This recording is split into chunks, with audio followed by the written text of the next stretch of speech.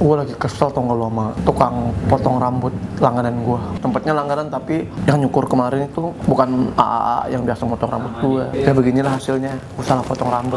Ketika salah potong rambut tuh bawaannya pengen potong pala kang cukurnya tau gak lo. Saking keselnya. Maklum sih gue potong rambutnya di Asgar ya. Soalnya gue gak begitu suka potong rambut di barbershop karena ya gitu dah. Biasa aja sebenarnya, undercut juga sama. Cuma kalau ini gue salah potong rambut nih ketipisan. A-nya pas gue masuk nih, wah bukan A yang biasa nih gue tanyain, A baru ya? Dia bilang, iya A yang kemarin biasa mana?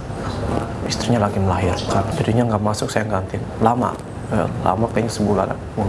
Perasaan gue udah nggak enak nih. Aduh, ya udah ya, gue udah nanggung di situ kan jadinya. Ya udahlah, mau kayak gimana? Ini ya tipisin aja, rapiin pinggirnya dikit sama belakang, sama atas potong dikit. Kalau sama yang biasa sih gue masuk nih langsung, wits, asik gitu aja. Gimana? Gue tinggal ngomong kayak biasa. So dia udah set terus langsung rapi, cakep. Ini yang kemarin nih, dia nanya mulu, potong dikit ini kayak gimana? Potong dikit ini kayak gimana? Ah bawel banget. Ya udah gue suruh ini. Akhirnya diketipisan pinggiran gue, dipepes set. Ya ini ketipisan nak, jangan nak. Ya gimana dong ini udah, ya gue bilang. Ya udah dia akhirnya ditipisin.